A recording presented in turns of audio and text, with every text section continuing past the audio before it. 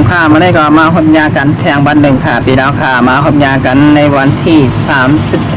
31เลือนทนหาเตสุดเซ็งกว่ามือไหนค่ะปีดาวค่ะวันเลือนเซ็งแต่วันเมื่อไหนก็ข่าวมีข่าวเงาลองต้องหนึ่งเกี่ยวกับว่าเป็นอยู่ SA ใบเสหลวงพองอำนั้นจอมซึ่งเก่าเมืองไทยอำนั้นนายกเก่าทักษิณลาดว่าสมซึ่งว่าอยู่ที่เป็นอยู่ SA เขาในเป็นคนเฮ็ดยาเมากรรมและส่งเข้าเมืองไทยภายดังลงปองซึ่งเก่าเมืองไทยลาดว่าเตอุบคุ้มตังเมืองเขและดังเมืองโฮมตุ้มเมียนมามีน้องหลายเขาย้อนบ่าซึกว่านั่นเป็นเจ้าคืออ่อนสีตากอยย้อนบ่าไล่หับต่างซอยแถมตีเมืองเขแผ่นดินใหญ่เซมกาโฮมปลาแทงจุ้มมีน้องหลายเขา2 หมู่ 2 จุ้มเสแลกผักนาตีเมืองสลายซึ่งไตปอดถ่องมาป่องถึงปอดจานเมืองสลายซึ่งไตวัดออกคงเฮาขานาตีเก่าของตับศึกเมืองไต MTA มันจะเป็นจอมเมืองตอกเมืองทาเกาหลีคอยออปุงป่าแคมนากองมูเมืองสัตว์จากว่าเจอในที่แรหันว่าเป็นนาตีเก่าของตับศึกเมืองไต MTA บ้านเจ้าคนสาไม่ใช่เจ้าคนสาเลยกลปังลงไปเย้าซึกว่าหยุดปนSA เอานาตีอยู่แดนตังย้อนว่ามือพองยามนั่นซึกว่าเฮ็ดค่อนเต้ามันตังเปลี่ยนปางตึกตังตับซึกเมืองไต MTA อำนั้นซึกเจ้าขุนสากำนั้นมันมาในเดลหันว่าซึกว่าอยู่ที่ประโยชน์ SA มีแห้งซึกใหญ่น้ำเดลว่าหมายหนึ่งในแผ่นดินจึงไตเย้าก่อบ่าย้อนว่าเขาเลยหับตังซอยแถมเมืองเขตแผ่นดินใหญ่เลยตังซุ่มมีน้องหลายเขาค่ะพี่น้องค่ะเมื่อวัน2 วันก่อนมาเดลหันว่าภายดังจอมซึ่งเก่าเมืองไทยนายกทักษิณลาดว่าสังเมืองเขตแผ่นดินใหญ่เลยดังซุ่มมีน้องหลายเขาอำเฮ็ดสังปันไหนภายดังเมืองซึ่งไทยเตะขึงป้องห่างสร้างกว่าซ่อมหนังนาการเขามีด่างหือเปิ่นปอเตะโกนั่นเตะไรเฮ็ดสร้างกว่าว่าไหน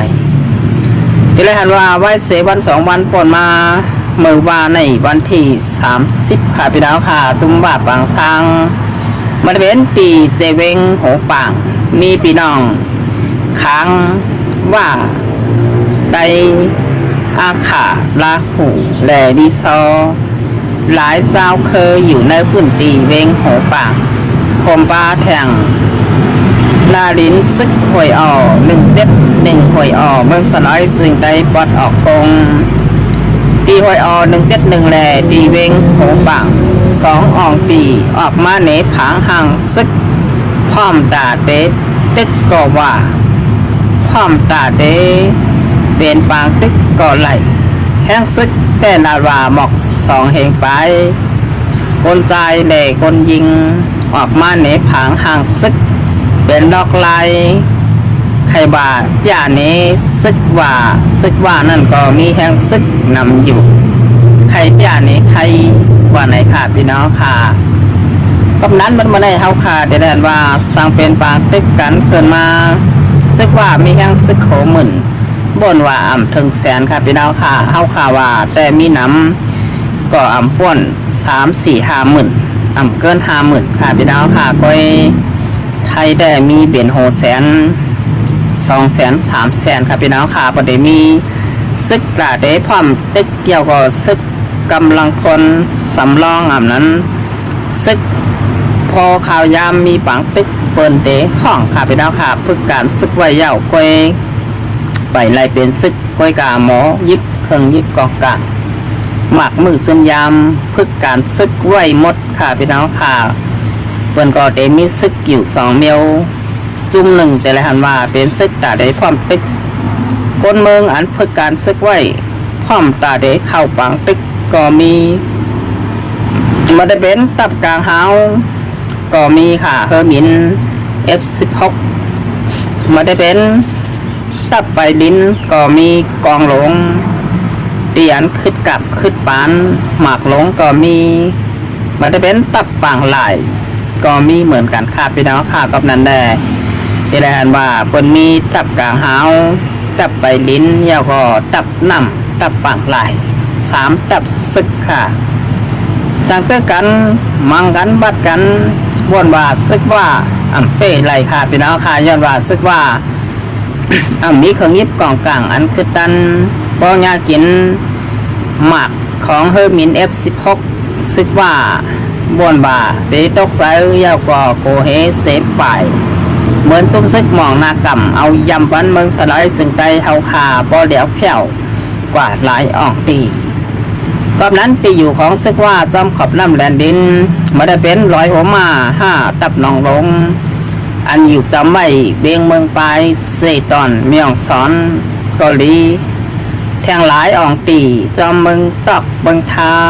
คมฟ้าจำไว้เบียงเมืองผางเบียงแหงจากกว่าเจอในหลายอ่องตีตะปังเศร้าซึกว่าจางเตลูกไว้ได้ยกย้อยกว่าเลยค่ะย้อนบาเตงยาหมักเฮอร์มินนั้นเฮอร์มิน F16 ค่ะไปดาวหาเตียนปล่อยหมักไหลห้าวแหงเหมือนเฮอร์มินซึกมันอันมีไว้เหมือนกันค่ะกับนันแดบันเมื่อในเฮาขาเปิดปักตาตัวบ่าสองเสียงกองช่ำเตะแต่ข้าจอมแดนดินเมืองไทยแด่เมืองไตบนว่าพี่น้องแต่เอาขาวันเมื่อในแต่ปันแหงผายตังตับซึกไทยขาย้อนบ่าซึ่งว่าเป็นผู้ยาบานยาเมืองเรื่องเจิงแหล่หมึกใหม่หรือเจอเอาเมืองสน้อยซึ่งใจเฮาขาเฮ็ดหน้าเตอหากินมีแผ่นดินได้อยู่มาเศร้าเก่าแผ่นดินซึ่งใจไปกินโดร้ายแหมตายพี่น้องคนเมืองไตตีเงียบก็ถกจะถามเอาพี่น้องไตเฮาขาเฮ็ดซึ่งใจเฮ็ดเฮาเขาเหตุการณ์ก้าขายปลายหมากมีก้ายาก้าผินขวากวานขวากเมืองเรื่องเจิงหมึกเหมือค่ะซึกว่าวันเมื่อในสังผาตุกปันแห้งอยู่ก็เป็นคนหูหนกตาบอดก็นั้นเด็กแทนการเมืองไปดินาบาซึกว่าดีซึกว่าแขนซึกว่าดีซึกว่าแขนใจค่ะพี่น้องขาย้อนว่ามีคนปันแห้งเมืองเขตแผ่นดินใหญ่และซึกมีหนองลายเขาไปใต้เฮาขาก็มีเห็นแห้งใหญ่เหมือนกันสั่งมีกวนปั่นแห้งค่ะพี่น้องค่ะเมื่อก่อนป้อนมาหันต่อถึงย่ำเดียวมีเผาปั่นแห้งกับซึกใดเฮาขาเสจุ่มค่ะบริเวณจุ่มซึกโคเขียววานให้ก็มีเผากำแถมแหล่ปั่นแห้งกับซึกของเสียวขึ้นซึ่งใดเฮาขาก็ตอนหนังนั้นมีเผาปั่นแห้งค่ะกับนันแดบันเมื่อในซึกว่าอยู่ไรกว่าไรการค้าขายป้ายหมักมีเตรียมปียาวก็เตรียมทนย้อนซึกมันแด่เมืองเขนั่นปันแห้งเฮ็ดไทยแห้งซึกเขามีนำมาแห้งซึกน้ำก็จะว่าเป็นว่าหลายๆก้อยแต่หลายหันว่ามีพี่น้องหลายเจ้าเคยอยู่ในพื้นที่กาไหลเฮ็ดซึกว่าเขามาได้เป็นพี่น้องครั้งมาได้เป็นพี่น้องลิโซลาหูอาขาจากกว่าเซในก็ไหลเฮ็ดซึกว่าค่ะพี่น้องค่ะกับนั้นบันในเมืองสน้อยซึ่งใจเฮาคานั่นซึกว่าเตจางเข้ามาโอมอื่นเอาพี่น้องไตเข้ามาหิมแหล่เข้ามาเอาแผ่นดินซึ่งใจเฮาคากว่าทั้งหมดค่ะสังซึกใจเฮาคาไปต้องโตแหล่ไปต้องตื่นหิบเอาตีอยู่ตีเศร้าหังเผยมันปันสมซึกว่าบางสร้างเข้ามาผลักหนาตีไหลแต่เฮาขาเฮ็ดไหลซึกว่าก็มาไหลสังเฮาขาตึกบนกว้างเลยบนน้ำก็ไม่ก้นเมืองก็ป่องเจอการเจอศาสตร์บานเปิงอ่อนกันป่ายอ่อนกันใหญ่อ่อนกันแตก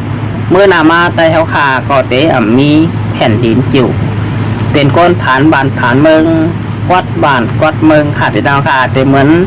พี่น้องเจ้าโดหินยานั้นโดหินจ่าอันป่ายกว่าอยู่เมืองบังกลาเทศย้อนว่าเขามีบ้านมีเมืองอยู่เมืองมานก็ไหลกว่าอยู่เมืองบังกลาเทศสังเปินดุบลำก็ซ้ำเตะขึ้นปอกมาตีเมืองโคมตุ่มเมียนมาก้อยขากับนั้นวันเมื่อในทุกนี้ในปอกใจกันไม่ขาเมื่อสลายสิ่งใจเฮาขาวันเมื่อในตกกว่าอยู่ในมือผู้เขียนเสตาก้อยไปตกกว่าทั้งหมดนั้นเฮาขาทุกนี้ไหลพร้อมโฮมกันเสแหลกแกะเขไว้ ปีจุมซึกว่าบางสร้างไปมาหอดมาถึงค่ะพี่น้องค่ะกับนันได้บันเมื่อในถูกลี้ไล่คัดเจอตาเดเฮกังแผ่นดินซึ่งไตเฮาขากว่าอย่าให้มันกวาดตกใส่มือผู้ไหลค่ะพี่น้องค่ะปูหมอนนายาเฮาขาเฮ็ดมาไว้ปันเมืองไตเฮาขานั่นให้ลูกหลานพ่อแม่คนเมืองไตสืบแกะเขเฮกังกว่าอย่าปันผู้เขียนมาเอาแผ่นดินซึ่งไตเฮาขากว่าไหลค่ะกับนันได้บันเมื่อในพี่น้องไตเฮาขาผู้ข้อผู้คนมีชื่อดังนั้นมีหน้าที่ผู้พรทางเผยมันค่ะมีทางใจก็เขาหักตามการจัดจัดวันเมืองมีแห่งเงินจ่อยเงินมีเงินก็ปันแห่งใจดับซื้อเฮาขาไหลตุลีไหลจ่อยกูไลกูปลายหนังดับสึกแต่เฮาขาบ่เตะแก่นแข็งเลยแห้งใหญ่หนังเมืองสลายสึกแต่เฮาขาบ่เตะตกกว่าอยู่ในมือเปิ้นหมดนั่นตุลีจ่อยกันแกะเขเฮกังไหวหังเผยมันขาดพี่น้องค่ะกับดันแดเพราะเขาได้มาโดยเงาลายวันเมื่อใดแดก็ได้เลยหันว่าหายซึกว่าเขาไล่ออกมาหนีผางห่างซึกนั้นซึกว่าเขาใครตอบโต้ซึกว่าเขาใครแข็งตาก็ว่าซึกว่านั่นมีแห้งซึกใหญ่นำเหมือนกันโกเผยผู้เหลือก็ว่ากับนั้นแดวันเมื่อใดเฮาขาปล่อยตัวข่าวยำกว่าจอมกันข่าบ่าข่าวยำวันเมื่อหนานั่นจ่องเมืองไทยซ้ำเดวัดหลักเที่ยวมวยแปดจุมซึกว่าปางซังอันมาอยู่เซาจอมขอบน้ำแลนดินเมืองไทยแด่เมืองไตขาพี่น้องขากับนั้นมันเมื่อไหนพี่น้องแต่เอาขาแต่เปิดโดยเงาลายกว่าซ้อมกันขาพี่น้องขาเอาค่ากันเลยการข่าวค่าเลยสุดเซ็งกว่าอยากผ่านยิ่งชมขอบใจเหยียดนำถึงพี่น้องค่ะติดขับกดแชร์กดไลค์กดติดตามบันช่อง YouTube และช่อง Facebook อยู่ผมก็ปลูกบนค่ะสำหรับวันในข่าวเดยอนคิดตื่นรายการไว้ที่ไหนก่อนค่ะ